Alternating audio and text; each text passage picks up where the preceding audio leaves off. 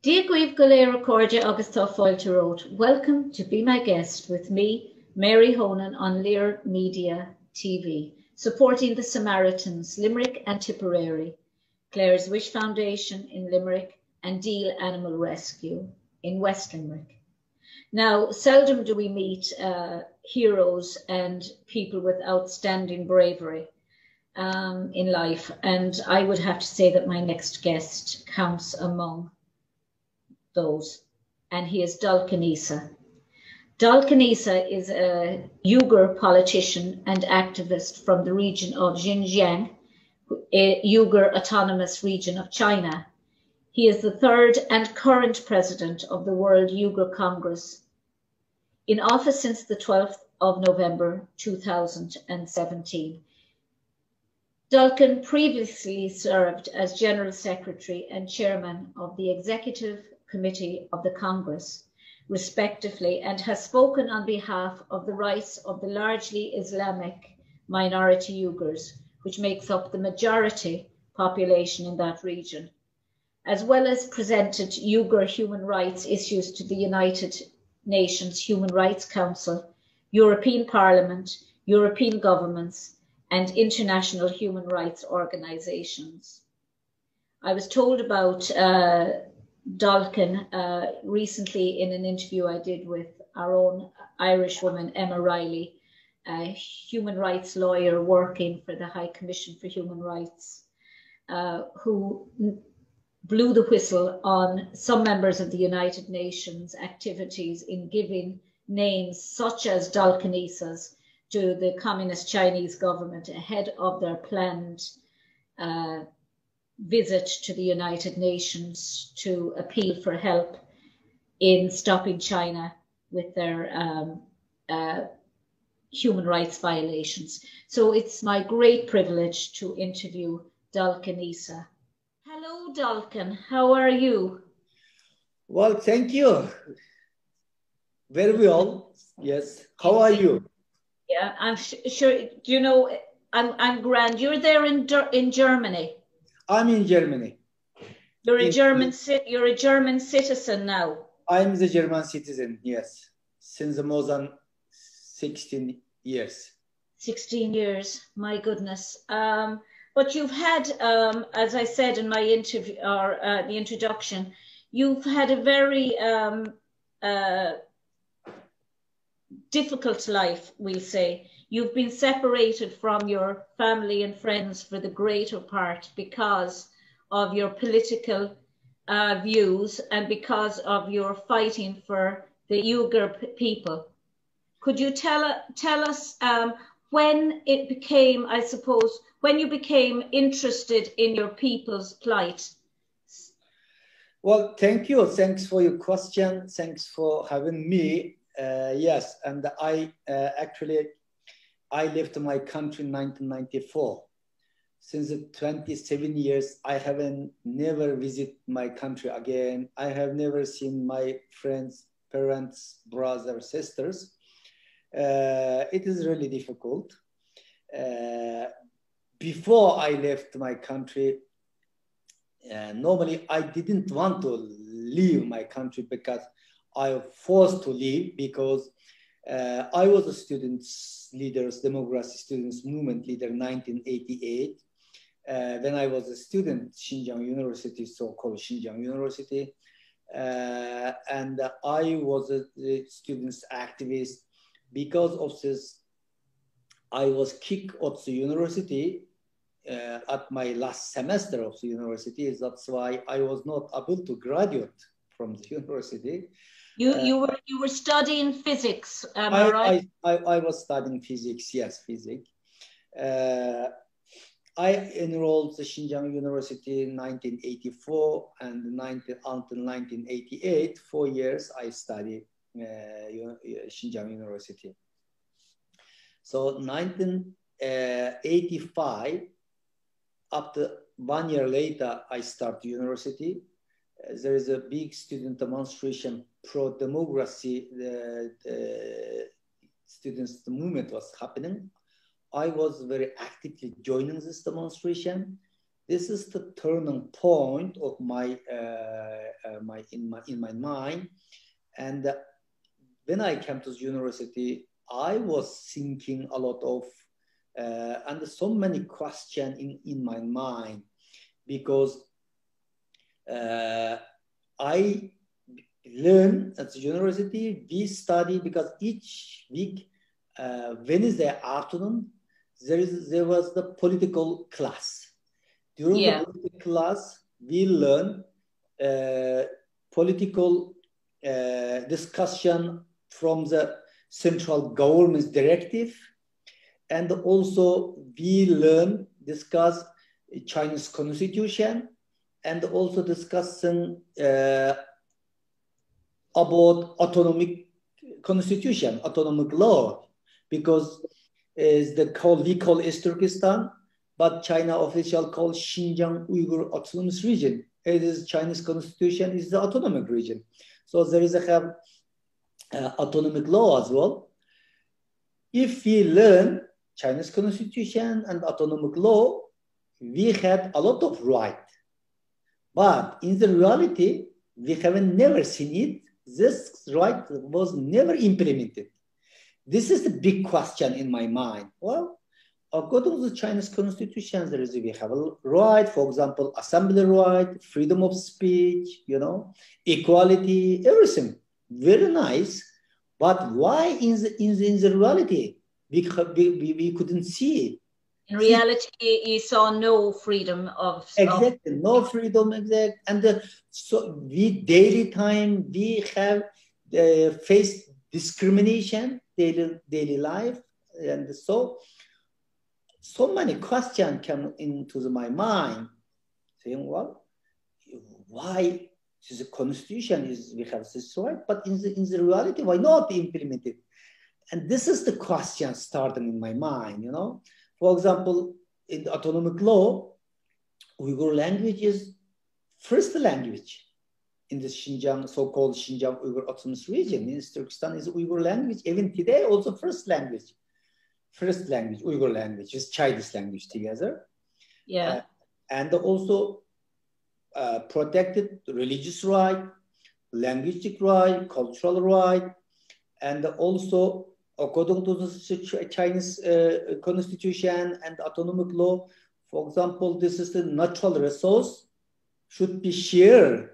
Equality is the native people and the government. But the Uyghur people Turkestan is a very rich country. We have a very rich natural resource, petrol, uranium, gas, everything. But the daily time is the Uyghur people. We have no right to use and for this natural resource. Everything is transported to the Beijing without pay any Uyghur. Uyghur is people living under poverty line and the poor people. This is the question when I was teenagers, and why, and so many questions in my mind. Then 1987, I formed one students' union. Yeah.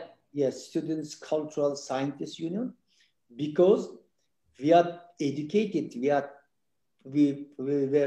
proposed to teach or educated of people.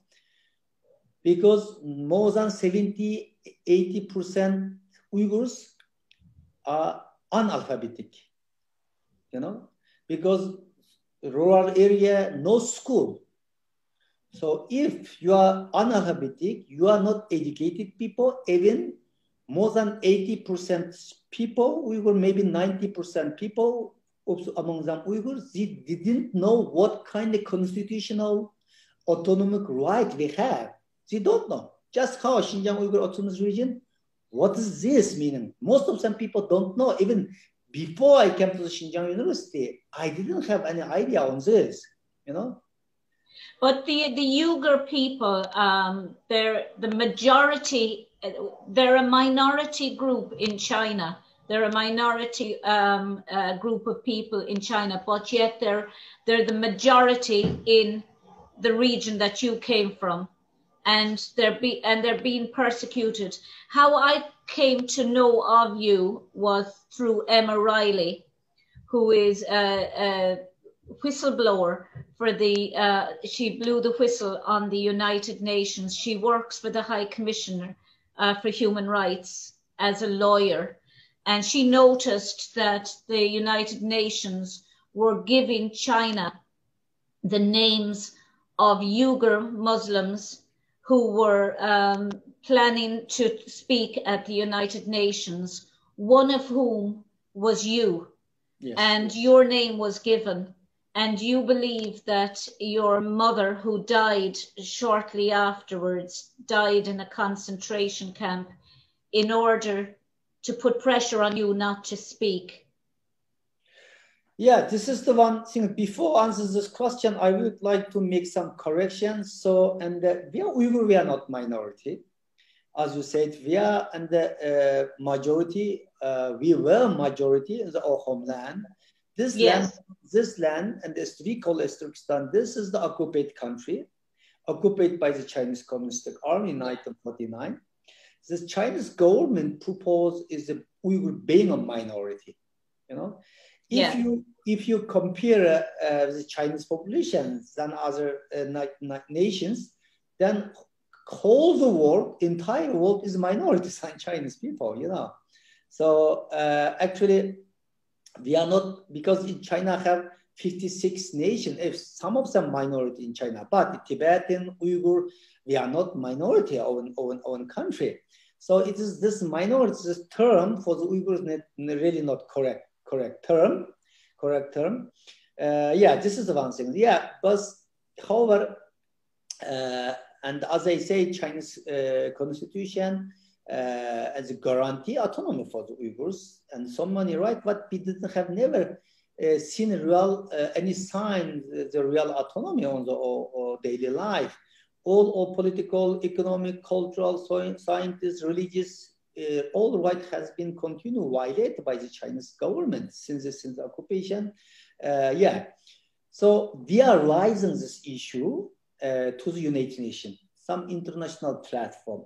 And the UN Human Rights Council is one of the important platforms discussing the right of the every human being. This is the right place or forum to discuss this. That's why I personally attending UN Human Rights Committee, Human Rights Council, and the treaty bodies meeting since 1999. Of course, that time Uyghur cause was not the well-known cause. Very few people know, even nearly no one knows this issue. But we continually rise to the Uyghur issue and the human rights violation by the Chinese government against Uyghur. We rise to the UN Human Rights Commission, Human Rights Council, Human Rights Committee. At the beginning, China is not very ignorant all, because nobody really involved in this case. But since 2010, or particularly, yes, then Uyghur issue coming one of the little bit known issue, and we constantly World Uyghur Congress, and attending all section of the Human Rights Council, but China is really unhappy for this. And China also use its economic power, trying to manipulate it, and the UN human rights system, and some other international system, not only UN human rights system, and also, for example, Interpol, for example, World Health Organization, different of the World Trade Organization. All China 20 years ago was not the economic power, but at least since the last 10, 15 years, China is being more economic power, and then use its economic power and trying to manipulate it UN human rights system. So that's why China trying to stop my attendance to the UN meetings. Yeah. They also tried to stop you from getting in, from what I researched, into Taiwan, which doesn't, Germany seems to have some agreement with Taiwan that they don't need passports. But for some reason or other, you had to have a passport. and they didn't let you in the end. They said because you had said you were going on a holiday, when in actual fact you said publicly later that you were going to a conference. They were asked if China had interfered to stop you from going to Taiwan, and they said that yes, that China had said you were on an Interpol list. Yes. To stop, and that they stopped you for protection. How powerful has China become as a Well, nation? It seems to yeah, have control over everybody. yes, China is the use it is economic power, and they're trying to block Uyghur, Tibet, and activists, and they're trying to use the hostage. Taiwan is not only the country I was not let me to enter. You know, it's so many countries I cannot travel so far. Even I was detained 4 days, 2009, in the South Korea. Yeah. When I was attending one of the international conference, I was detained. I had faced to deport to China nearly, and German Foreign Ministry, U.S. State Department is all working very hardly. They are saved my life in the last minute. And today I cannot travel quite a lot of country. Even India denied my visa as well. India is one of the strong economic and huge population, and even India also denied my visa. Even I detained in the Italy. I'm the German citizen. I'm the European citizen. And you were detained. Besides this, I was detained 2017 when I was Rome. Well, and it was happening in the middle of Europe because of the Chinese interface, because of the Chinese. I was really surprised to hear that you were detained, that you were initially granted permission to enter India, and people thought, well, India, this is great, India is standing up to China. And then at the last minute, you were refused permission to enter India. And it turns out that India had buckled to China.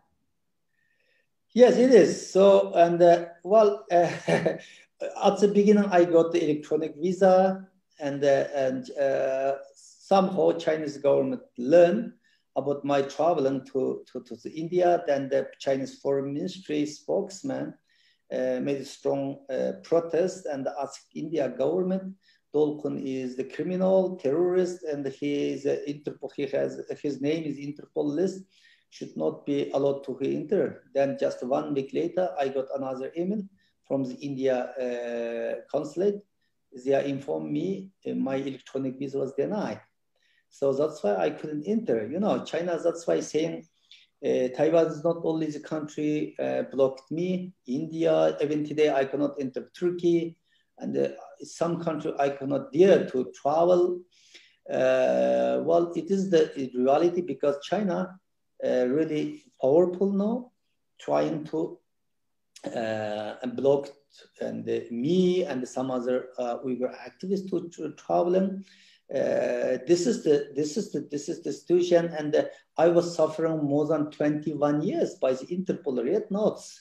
You know, China blame me as a terrorist, criminal, but I had never stopped to seeking my right. Finally, 2018, more than two years, and almost 3 years, my red notice was delayed by the Interpol. But until delayed 1918, I was suffering a lot. As I said, because of the red notes, I was detained in so many country border. I detained in Italy. Even 1999, that time I was not a German citizen. I had a refugee status. I was detained in the Frankfurt as well. I was detained in front of the United Nations, Geneva, 2004. Look, I was questioned more than 6 hours by the Swiss police. Well, it is the reality, and there's so many. Even I was deported from United States as well, 2006, when I was I got German citizen. Then I was visit Washington. I was stopped in the Dallas airport. Up to 23 hours later, I was deported to Germany. I'm working on this my case, and the second, I never stopped to fight them. Finally, I got the U.S. government is correct this mistake, and they let me to enter since 2012. No problem. Almost 9 years. I travel a lot. Even I got the democracy award by the NED, and also I got the prize for the Communism Memorial Foundation for my advocacy rights for the Uyghur rights. No, it's fine, but still, I couldn't travel a lot of country. You couldn't travel to Korea either. No, I could not. Even after my red notes was delayed up to 2018. So I think to the end of 2018 to beginning of 2019, I got another invitation, one of the conferences, South Korea. So I applied to the, and no, I know normally is German passport, no need visa, but however, I contacted Korean mission in Germany because you know my case, and I asked them why my red notes was delayed. I got another invitation for this. Can I travel? Because I make sure if I will go to the Korea, will not be face same problem. And then, well, we will contact the capital. Then I was waiting more than 3 months. Then finally, I got the response. I'm not welcoming to the Korea. This is the answer. Yes. I mean, Korea is a bastion, as we all know, of democracy and human rights, and they actually deny you on the grounds that they consider you a terrorist. Yes, it is. Yes. So before I faced such a problem, I could never imagine such a thing as was happening in South Korea, because it is the democratic country, it is the model of the democracy in Asia. I was thinking this. So in the Asia countries, so far I can travel in Japan without any problem.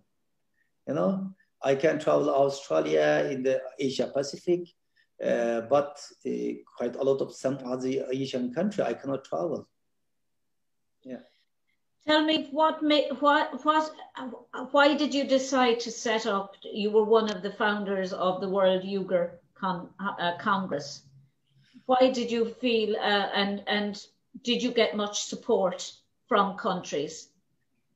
Well, World Uyghur Congress actually official from 2004, but the World Uyghur Congress have a long history. In 1949, East Turkestan, my country, has been occupied by the Chinese Communist Army. Then some of the former leaders escaped from East Turkestan and they settled down in India, then later and they settled down in Turkey. After Soviet Union collapsed, 1991, then the old Uyghur leader gathered together in 1992 Istanbul. They are called East Turkestan National Congress. But Turkish political space not very allowed to continue doing this work for the World Uyghur East Turkestan National Congress. Then 1999 and move to the Germany. So that time in the two umbrella organizations were in Germany. One of the World Uyghur Youth Congress, I was the head of this organization, as Turkestan National Congress. Then two organizations merged, united together, 2004, then called World Uyghur Congress. So I'm not only the founder of this country, I was one of the co-founder for the World Uyghur Congress, yes, co-founder. And I was elected general secretary. And 2017, I was elected 6th General Assembly, and I was elected as the president. World Uyghur Congress main purpose and we are promote democracy among them Uyghurs and East Turkestan, and protect the human rights of the Uyghur people and the self-determination right according to the UN international law. This is the purpose. So World Uyghur Congress, we are doing advocacy work at the United Nations, particularly UN Human Rights Council, because, as I said before, it is the one of the important platform to discussing the human rights issue. And we are also working advocacy work, European institution, European Parliament, European Council, European Commission, and also we are doing lobbying work as different of national parliament, national government, particularly in the democratic countries. So, and we're also doing some research work. We publish report and the capacity building, educate young generation, and we are also helping refugees, Uyghur refugees crisis, one of the important problem Uyghur people have been facing, and we are helping to them. So World Uyghur Congress as a representative organization among the Uyghur people, we have very huge responsibility, We are trying to raise this Uyghur issue since many years, but as I said at the beginning, very few people know the Uyghur issue recently, yes. But so far today, this Uyghur cause is one of the well-known cause, because since 2014, current president of Xi Jinping of China, he turned from assimilation policy to genocidal policy. Today, Chinese government, Chinese Communist Party really commit genocide against the Uyghur. So this is that's why World Uyghur Congress responsibility more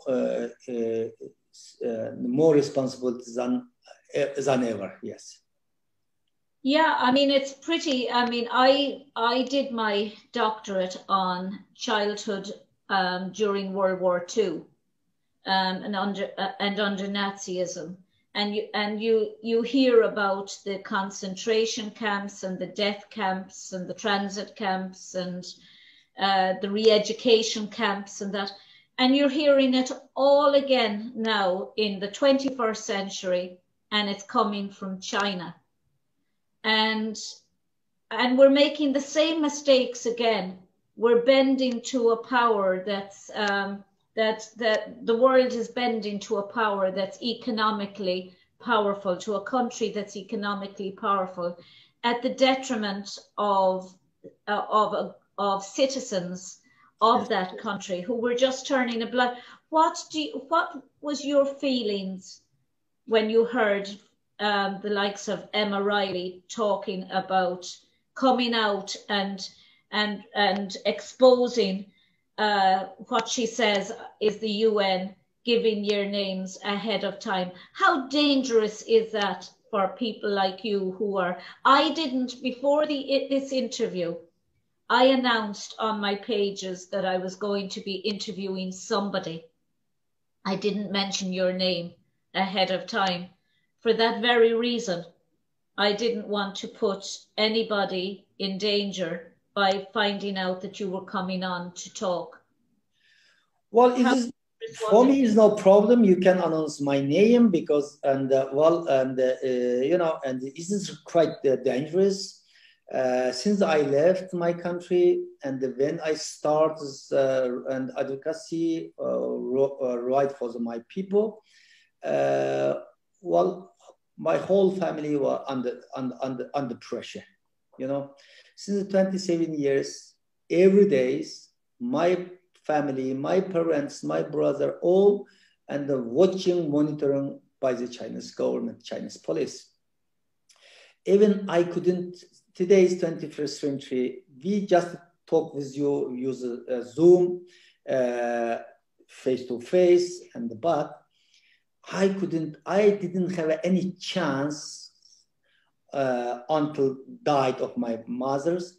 I didn't have a chance to video chat, This is when, and then I left my country in 1994. That time technology was not developed as today's. That time now is a Zoom or some video chat program, just to talk telephone. But at least such a technology developed up since the last 10 years or 15 years.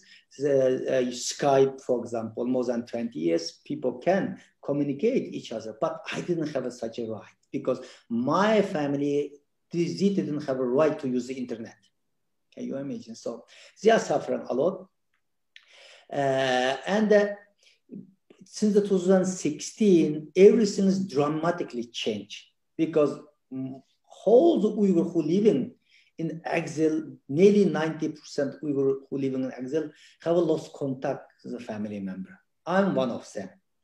Very lost telephone communication. My mother, my parents, middle of April 2017, already 4 years, I have completely lost contact.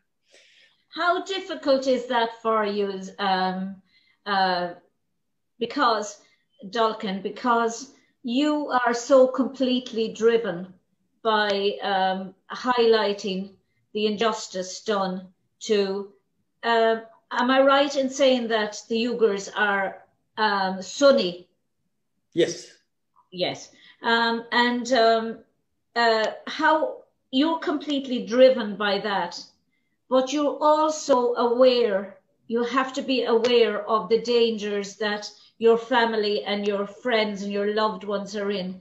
That must place you in an awful dilemma about whether to say nothing and keep your family safe, or watch as your family and your people, your fellow Muslims, your fellow Sunnis, your fellow Uyghurs are being persecuted.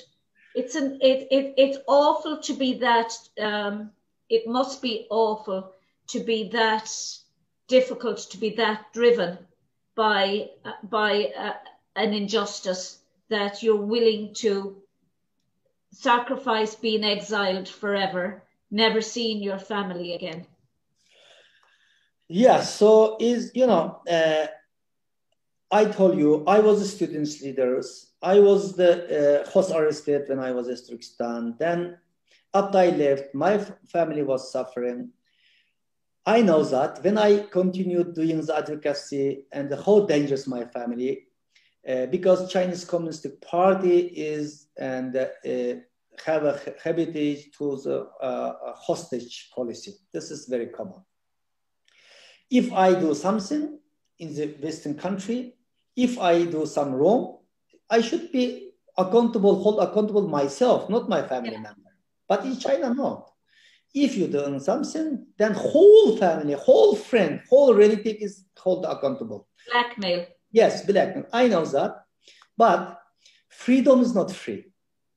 If everybody will be silent, if I will be silent because of the safety of my family, others will be silent because of their family, then who will be speaking out? This is the Chinese, and today is 21st century, and so many democratic countries exist in today's, because today's Europe, today's democracy is coming. Also, some people in the past paying price. It's not today's democracy, Western democracy. It's not coming themselves. Because of this Western democracy coming to this level, so many brave people in the past and paying the price, maybe pay the life for this. Yes. Then today's generation and they has a happy life. So say freedom, human right, democracy is not coming themselves. Some generation must be pay the price. Yeah. So I paid a lot of price. Yes.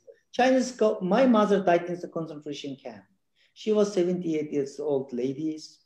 And because of my activism speaking as the United Nations, some other place, and the Chinese government, and a lot of pressure to my family. Yes, I was feeling not very good, but it is my obligation. Yeah, it's my obligation because today I have such an opportunity. I have such a capacity to raise the Uyghur issue. And if I have such a capacity, opportunity, possibility to raise this issue, if I continue silent, this is the mistake, This is the mistake because I was a student's leader, a couple of thousand people and the follow of me went the street at some time 30, 35 years ago.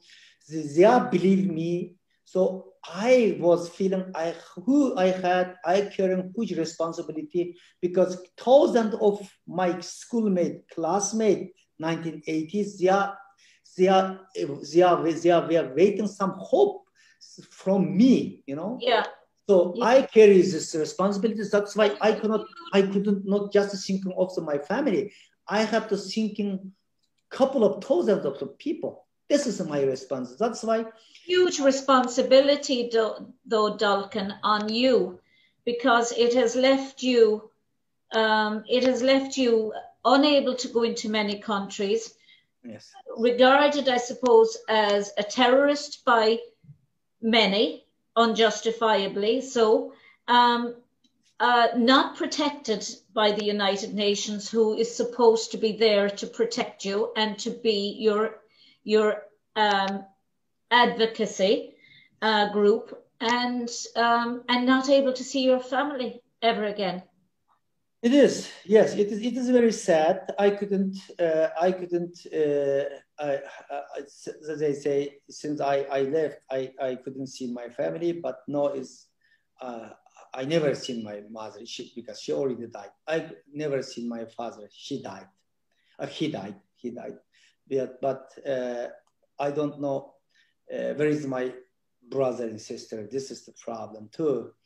But this is not.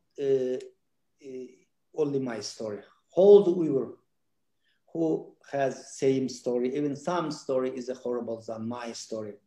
At least I had the opportunity to talk this issue. I had some opportunity. I had some capacity to raise this being a voice of the voiceless peoples. But still, so many Uyghurs today, more than 3 million Uyghurs, they are suffering concentration camp. Among them, I truly believe 100,000 of Uyghur, they are really willing to be in same position with me. Yeah. Yeah, but they didn't have such opportunity, you know. How did you get citizenship? How did it come about that Germany opened its hands? And you know, the irony of my research is that it back to Germany again. But how was it that Germany opened its arms and welcomed you, and became a protector, if you like, of you? Yeah, so I came to Germany in 1996. I sought political asylum. I sought political asylum. Of course, that time, German government have no idea on me. Even German government also not very well knows the Uyghur issue as well, you know. So, however, Germany is a democratic countries, and they have a law. It's the rule of law. They have the refugees law as well. And according to the 1951 Refugee Convention, and my asylum application was accept. Excellent. The review, accept. At that time, when I came 1996 in Germany, maybe 50, 60, not too much, maybe 50 or maybe 60, not over the 100 Uyghurs refugees in Germany, you know. I was one of them. Their review, and because I had some document, and I told you, 1988, I was a student leader. They kicked me also from university. I have all documents that time. At least that time, Chinese government, when punish you, give you some written document. Today is impossible. Today is not possible. And I have the all document. I submit this to German government. Then they review all my documents. They believe I, the person, I must be protected by the international law and the German law. So I got asylum seekers. Well, then after 10 years later, and according to the German law, and you have a long time permanent in Germany, and if you don't have any criminal record, and your taxpayer pay, and if you integrate this country, and every condition, if you be already done, then you have a right to application to citizenship. So I applied to the German citizen. That time is 1994. Oh no, 1994. No, I got citizenship 2006. Is beginning of 2000. That time is if your all condition is you already all the requirement you already done, just 6 to 8 months time review all your document and this process will be finished. But my process was taking more than 2 years. My process, because China pressured the German government, because Chinese government already put my name to the Interpol list and put my name to the terrorist list 2003, you know. But paid to Germany, it has to be said, for not bending to pressure from China. Germany had been a lot of pressure by the Chinese government, as I know. I can imagine. Pressure German government, asked them to return, send me back to China. But Germany is the rule of law. This is the country, everything, and the Chinese government thought like Germany is like China, you know, it's just a political decision. Maybe if there is not country law, just everything is done political decision, maybe easy to me send back to China. But this is the country, rule of law. I have a constitution right here, and everything is a process on the law. Then they are monitoring all my activity, they're checking my background, everything. Then, and they approve my citizenship. It will take a little bit longer than usual process. Must have been a great... After I got German citizen, also Chinese government and accuse and a lot of pressure blames German government as well, you know. But it must have given you great sense of relief when you had a country that was accepting you and a country from where you could work for the Uyghur Muslims and where you could be free and express your feelings without fear. Sure. So yeah, I'm very. That's why I am very thankful, grateful of the German government. Not only give me the citizenship, also, and I told you 2009 when I was the face to deport to China, that time, and the German government really hard work with some United States, some other it is alliance, some other country, and really strong pressure to the South Korea government, and they have saved my life in the last time. They take in the Italy also German government immediately take action, ask them, we never recognize red notes, please leave. Which confuses me then, given all of that and given Germany's and the allied countries that had all joined together to protect you and to deny you being returned to China.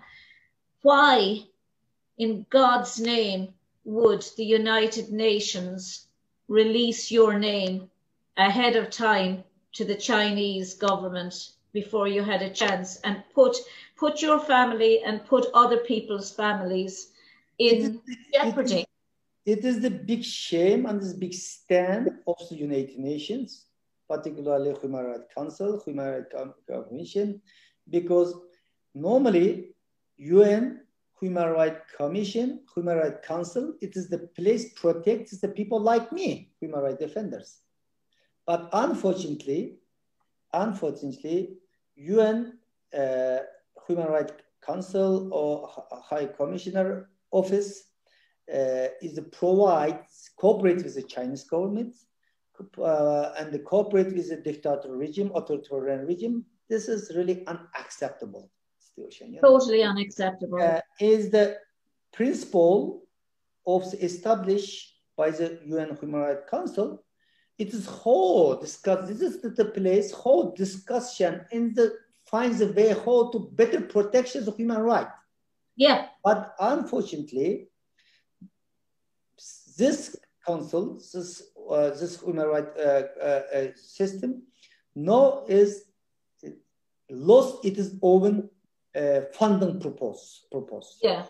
Because like country like China, some other authoritarian regime more powerful than other democratic country. Yeah. Because 48 members of the Human Rights Council, if you look at, then the most of the member of the Human Rights Councils, the state, it is the authoritarian countries.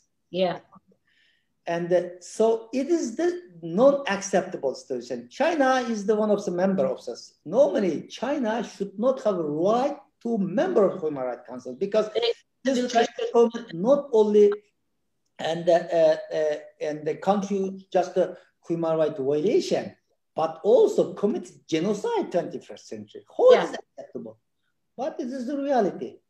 So that's why, and because China used its economic power, trying to monopolize it and trying to change UN norm. Well, the United Nations deny, they say that many countries ask ahead of time to confirm if such a person or such a person or such a person is attending, and they let it be believed that they were confirming, but in actual fact, China didn't have your name on a list. They didn't say, is Dolkun attending the event? They said, who is attending the event?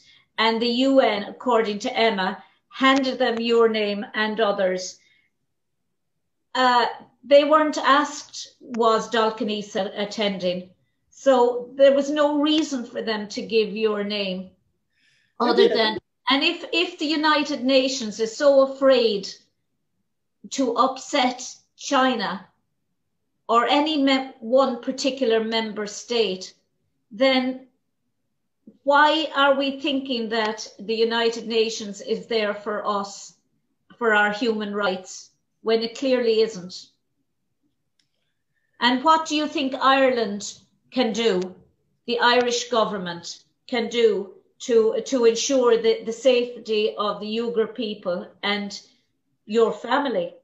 You know, and according to the UN rule, any participant and the human rights defender's name should not be shared with the country. This is against the rule. But this human rights councils and violated it is own rule, own constitution, and share, unfortunately, some activist name to the country. Particularly, I think is maybe China is the only one or of the few of one country who constantly pressure to the secretariat to get this list. But UN official can refuse it.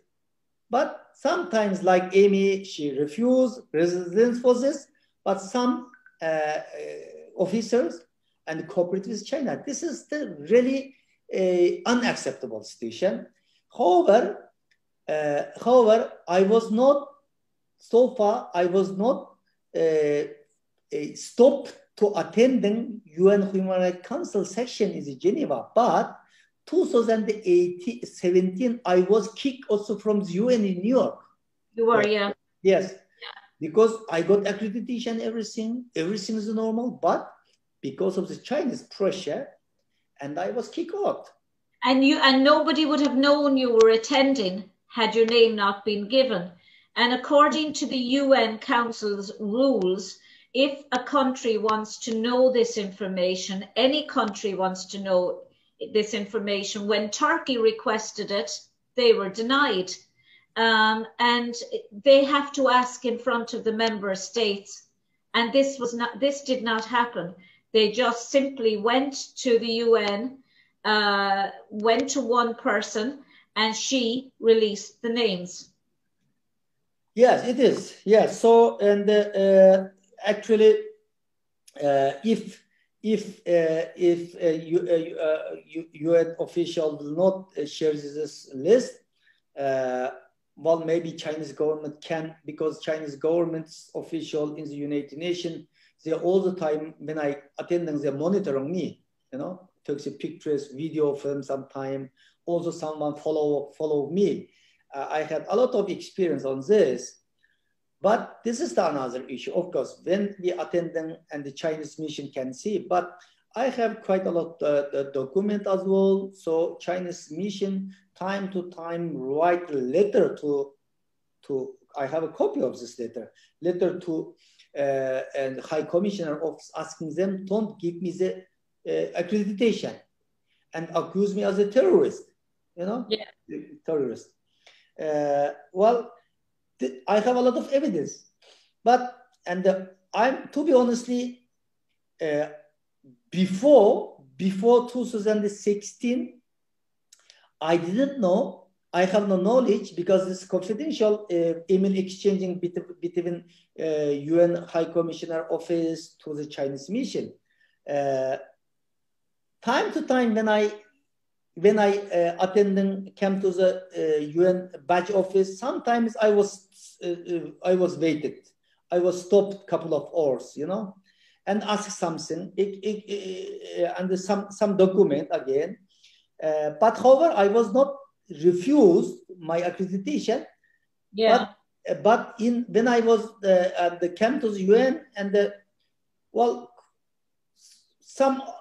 lot of question, and because I attended since 1999, I never broken any rule of the UN, and I peacefully attended because China all the time accused, oh, he's a terrorist, threatened to the diplomat's life, he's a terrorist, blah blah blah, something like. But UN know who I am, because I'm.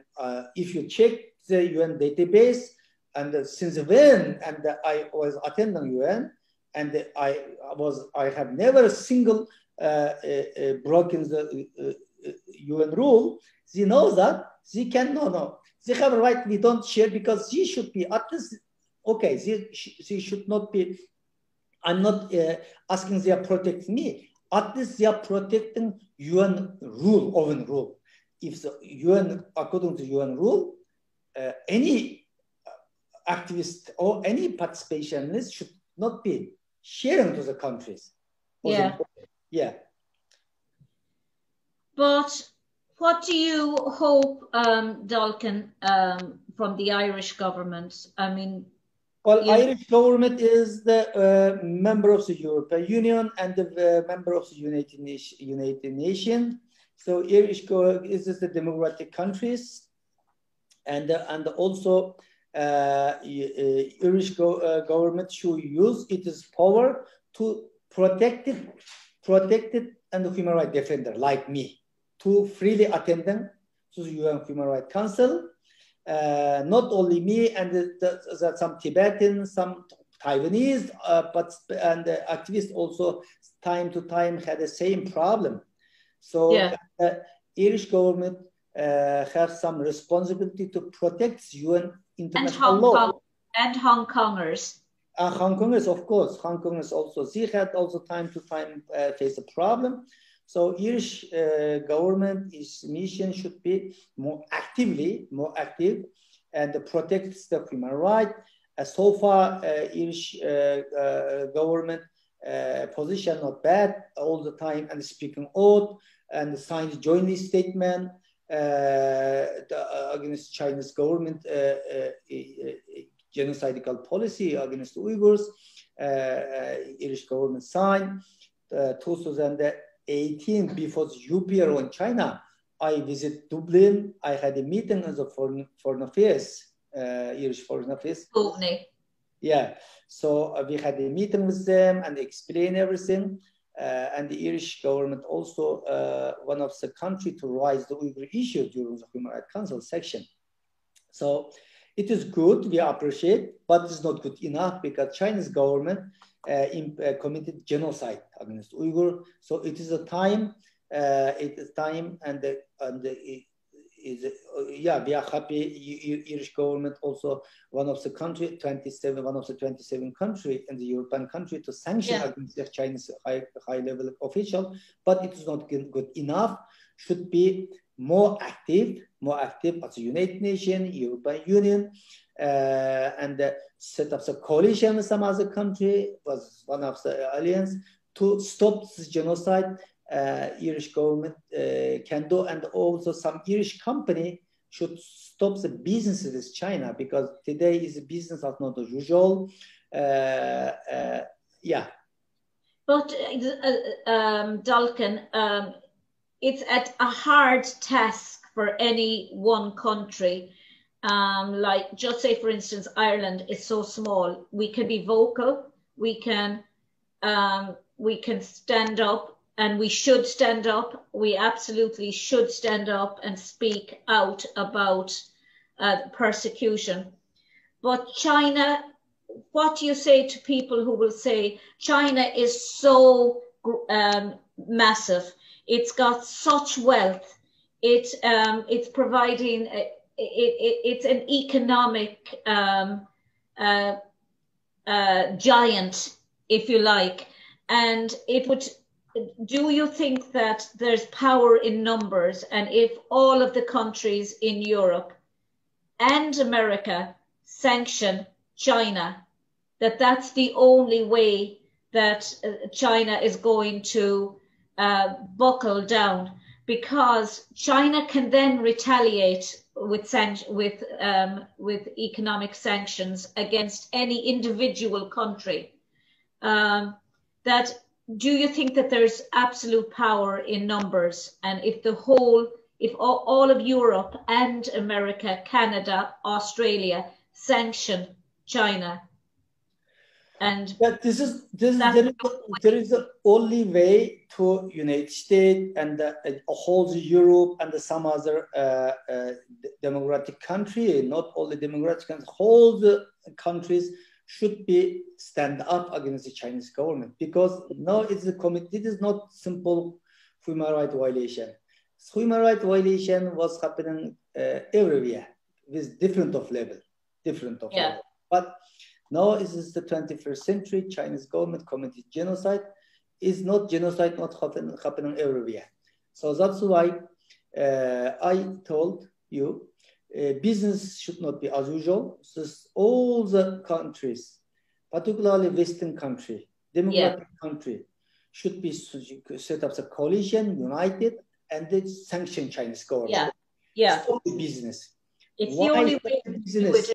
Yes. So coalition is the only way. Other way, just condemning and soft condemning, speaking out, but not sanction Chinese government, Chinese company, or kind of official.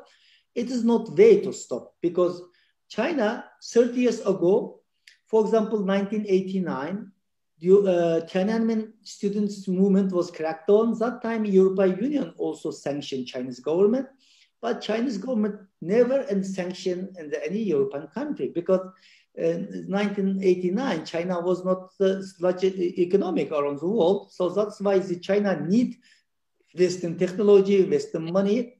Now everyone is China. Say everyone defend me. Everyone is need my money, my market. So that's why China not ignored all international warning. So that's why we asking to the whole democratic nation, particularly Western countries, should be united and stop the business, sanction Chinese government. This only way stop the China. This is the obligation. This is legal and moral obligation. Well, I wish you every success, Dolkun, in your endeavors. And I have to say, it's been an absolute privilege sitting down and talking with you. My pleasure. You know, very seldom in life you get to meet heroes, real heroes. Thank you. And I think you're one of them. Thank you. Thank you. And I wish you all the best, and I wish your people. Thanks for your support, and thanks for you having me. Thank you. Thank you. Shindera Leshon Clor, that's the end of the show. Until the next time, Lakun of Day, Bawalam Tugalir, Chiakona, Sonas Agus Gro, Agus Gade Slán. Thank you, Dolkun. Okay, bye bye. Bye bye. Wiedersehen.